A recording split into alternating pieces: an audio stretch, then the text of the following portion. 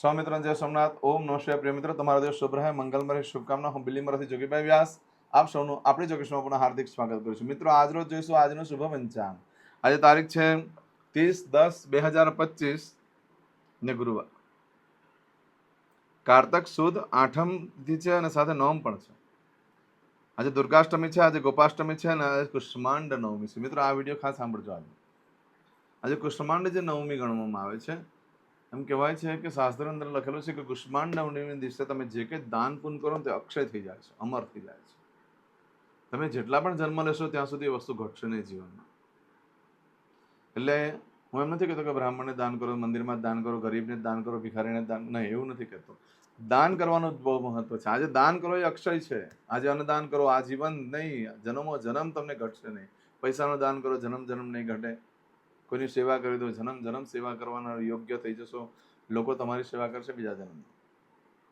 આજે કુષ્માંડ નવમી દિવસે કરેલું કાર્ય દાન કરવાનું બહુ મહત્વ છે. આજે દાન લેવાને યોગ્ય પાત્રને દાન કરશો. આજે તમે કોઈ જરૂરિયાતમંદ વ્યક્તિને દાન કરી દો, બેનને દાન કરો, ભાઈને દાન કરો છો, નાના ભણજાને દાન કરો છો. એ બધી વસ્તુ ધર્મશાસ્ત્રમાં બતાવેલી જ છે. એટલે જ્યાં જ્યાં દાન કરી શકાય તેવા તેવા પાત્રને દાન કરી દો, જીવન તમારું બદલાઈ જશે. પણ એવા વ્યક્તિને દાન કરો કે તે એને યોગ્ય હોય, એને જરૂરિયાત હોય. બ્રાહ્મણ સિવાય બધાની જરૂરિયાત જોઈને દાન કરજો. બ્રાહ્મણ ગમે એટલો અમીર હોય કે ગરીબ હોય, એને દાન કરેલું વ્યર્થ નથી જતું. પણ એના સિવાય અન્ય વ્યક્તિને જ્યારે તમે દાન કરો છો તો પાત્ર જોઈને દાન કરજો કે તમે કરેલું દાનનો સદુપયોગ કરી શકે. આજે કુષ્માંડ નવમી છે અને હું ઈચ્છું છું કે બધા જ દાન કરે. આજે જે તમારી શક્તિ પ્રમાણે. હવે ભિખારી હોય તો ભિખારી પણ મારો વિડીયો સાંભળી રહ્યા તો એને પણ કહું છું કે તું પણ દાન કરી દે. અમીરમાં અમીર વ્યક્તિ હોય તો તે પણ દાન કરી દે. મધ્યમ વર્ગનો વ્યક્તિ પણ દાન કરી દે. અરે ભગવાનની પાસે સમયનું દાન કરી દો. કોઈ જગ્યાએ જાઓ છો, સેવા કરવા જતા રહો, કોઈ વૃદ્ધાશ્રમમાં કે કોઈ અનાથ આશ્રમની અંદર સેવા કરી આવો. સેવા સમયનું દાન કરેલું કહેવાય. જ્યાં તમે પૈસા દાન નથી કરી શકતા ત્યાં તમે સમયનું દાન કરી દો. તમારો પોતાનો સમય આપી દો, દાન કરો. આજે બહુ સરસ દિવસ છે. કુષ્માંડ વર્ષમાં એક જ વખત આવે છે. ચોક્કસ કરજો. આજરોજ જોઈશું આજનું શુભ પંચાંગ. આજે જે બાળકનો જન્મ થાય ને તિથિ ગણાય છે આઠમ તિથિ. આજે સવારે 10:07 પૂર્ણ થઈ જાય છે. એટલે દાન જે કરવાનું છે સવારે 10:07 પછી કરવાનું છે.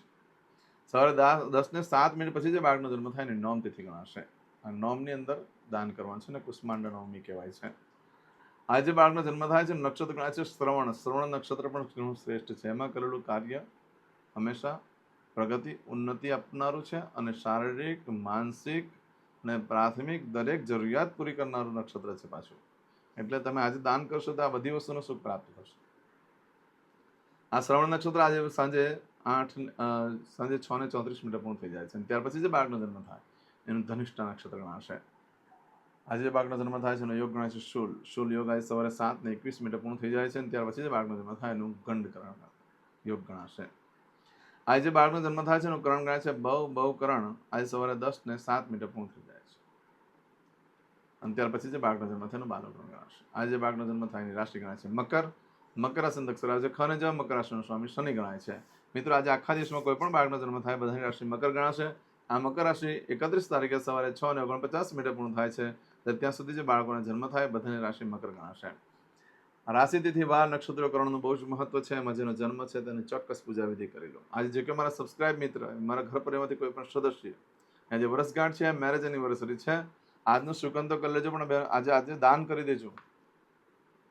તમારું નવું વર્ષ છે આજથી ચાલુ થાય છે અને મેરેજ એનિવર્સરી હોય તો તે આજે દાન કરી દો.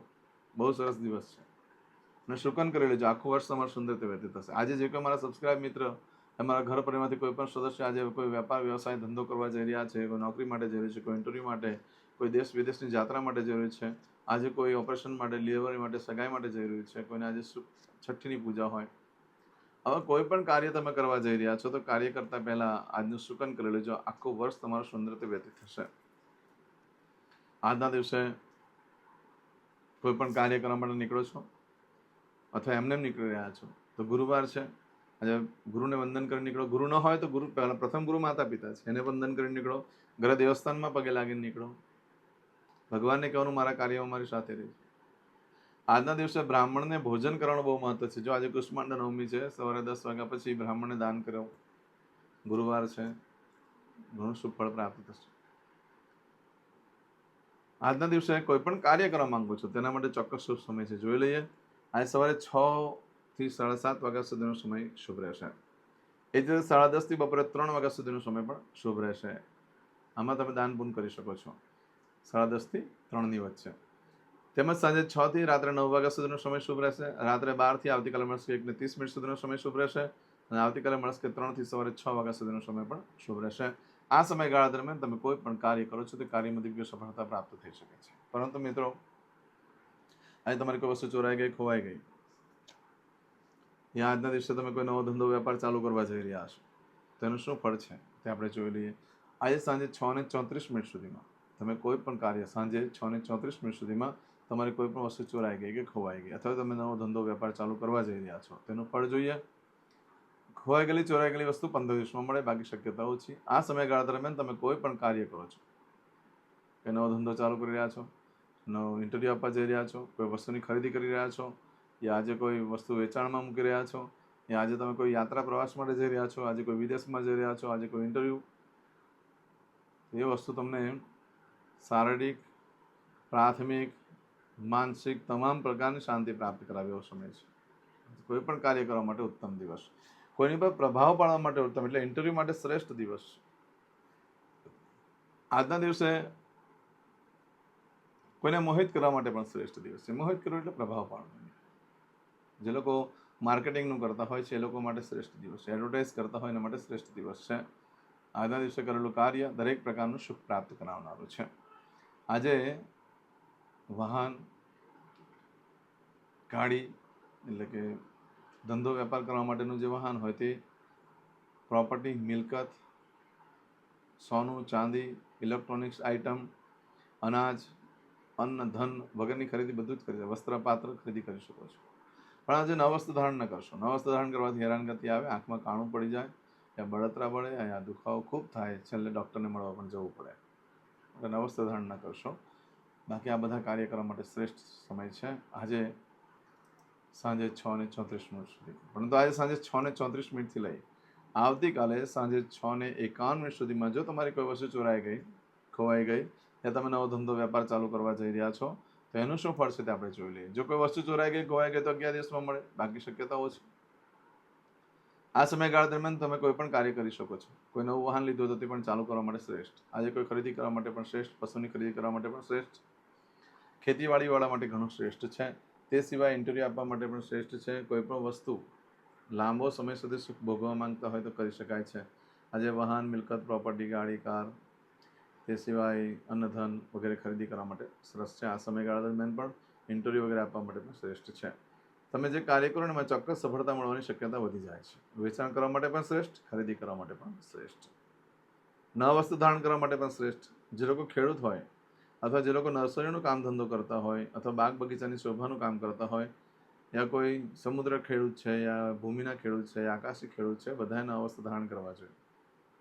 એ લોકો માટે નવા વસ્તુ ધારણ કરવાથી આર્થિક પરિસ્થિતિ સુધરી જશે, ઘણો લાભ થાય એમ છે.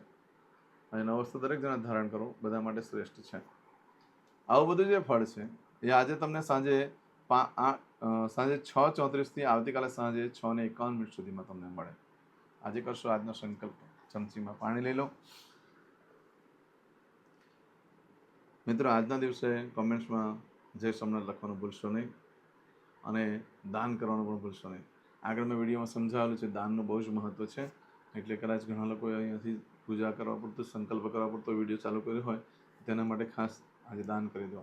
ગૂગલ પેથી પણ કરી શકો છો. ત્યાં તમારે જવું જ જોઈએ એવું કંઈ જરૂરી નથી. કોઈ પણ વ્યક્તિને મદદ થતી હોય તો કરી દો. દાન કરવાનું છે. મદદ એટલે દાન કરવાનું છે, પાછું લેવાનું નથી. જે આપો છો તે. ચમચીમાં પાણી લો. અદ્ય માસનમ માસોત્તમ પરમ પવિત્ર કાર્તિક માસે શુભે શુક્લ પક્ષે અષ્ટમ્યામ અંતર્ગત નવમ્યાયામ બૃહસ્પતિવાસરણ વિત્તાયામ. હવે દરેક જણા પોતાનું સાચું નામ બોલી દો. તમારું ગોત્ર ખબર હોય તો ગોત્ર બોલી દેવાનું. પછી બોલવાનું છે અહમ, મમ, આત્મન, શ્રુતિ, સ્મૃતિ, પુરાણોક્ત, પુણ્ય, ફલ, પ્રાપ્તિ, અર્થમ, અપ્રાપ્ત, લક્ષ્મી, પ્રાપ્તિ, અર્થમ, પ્રાપ્ત, लक्ष्मी चिरकाल सं रक्षणात्मक लोके वा सभायां राजद्वारे व्यापारे विद्या अभ्यासे देशे विदेशे सर्वत्र यश कीर्ति विजय लाभादि प्राप्ति अर्थम मम अखिल कुटुंबस्य आयु आरोग्य ऐश्वर्यादि प्राप्ति अर्थम मम जन्म समय तथा च विप्र वृंदानां जन्म समय जन्म कुंडली मध्ये स्थित ग्रहः गोचर ग्रहः महादशा अंतर्दशा प्रत्यंतर्दशा तथा च योग युति दृष्टि मध्ये शुभफल प्राप्ति अर्थम भय रोग शत्रु बाधा दोष मारण तारण मंत्र तंत्र अरिष्ट दोष पीड़ा निवृत्ति अर्थम भूत प्रेत पिशाचादि द्वारा रचित अरिष्ट दोष निवृत्ति अर्थम मम सकल मनवांछित फल और તમારા મનમાં જે કઈ ઈચ્છા હોય તે બોલી જવાનું.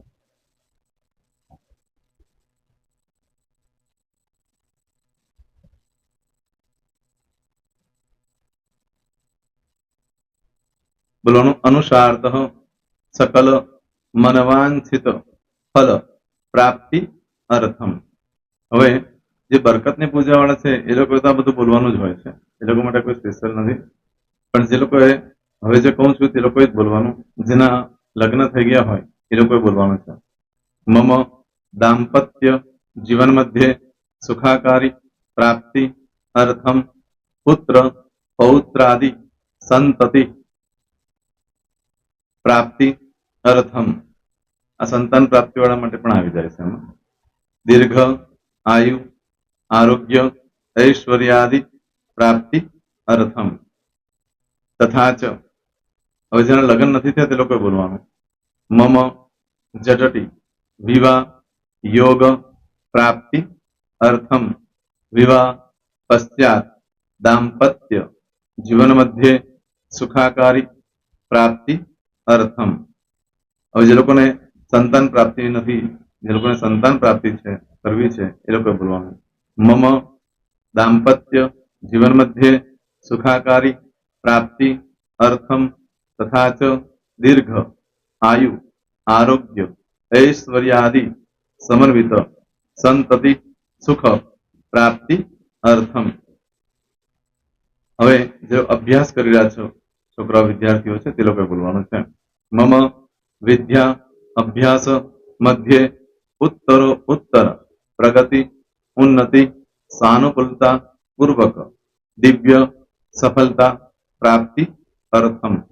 और जो लोग विदेश में जवा मांगता हो के सीट में जवा मांगता हो, मतलब भारत देश ने बहार जने धंधो व्यापार करवा मांगता हो ए लोग अथवा विदेश जवा मांगता हो कायम माटे ए लोग बोलवानुं छे.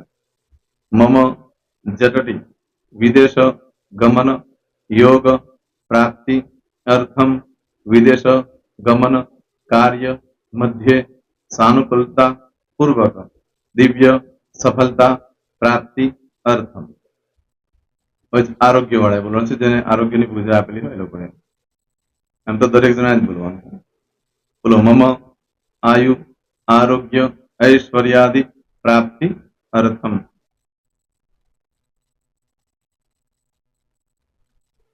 હવે દરેક જણા બોલવાનું. सकल मनवांछित फल प्राप्ति अर्थम अद्य दिने प्रधान देवतानां नित्य दिन अनुसारतः पूजन अर्चन कर्मणि अहम करिष्ये. પાણીવાળી થાળીમાં પાણી મૂકી દેવાનું છે. હવે તમારી બધી પૂજા જે મેં આપેલી છે એ પૂજા થઈ જાય, અથવા તો તમે રોજ પૂજા કરતા છો મારી પાસેથી નથી લઈ ગયા એ પૂજા થઈ જાય પછી ફરી પાછું ચમચીમાં પાણી લેવાનું. અહીંયા વિડીયોને સ્ટોપ કરી દેવાનું. પૂજા પતે એટલે પાછું આગળનું કરવાનું છે. અહીંયા વિડીયો સ્ટોપ કરી દેવાનો અને પૂજા પતે એટલે બોલવાનું છે વિષ્ણવે વિષ્ણવે વિષ્ણવે નમો નમઃ વિષ્ણુ સ્મરણ સર્વમ પરિપૂર્ણ અસ્તુ.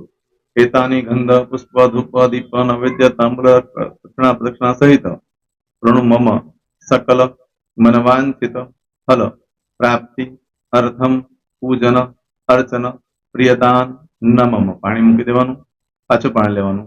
પૂજન અર્ચન બ્રહ્માર્પણમસ્તુ. નીચે જમીન પર પાણી મૂકો, એમાં આંગળી ઘસી કપાળમાં તિલક કરી દો. કપાળમાં જમીન પર પાણી મૂક્યું છે એમાં. ત્યાર પછી ભગવાનને કહેવાનું કે હે પ્રભુ, આજે પૂજા કરતા કોઈ પણ પ્રકારની ભૂલચૂક થઈ ગઈ હોય તો અમને ક્ષમા કરજો. અમે તમારા બાળક છીએ.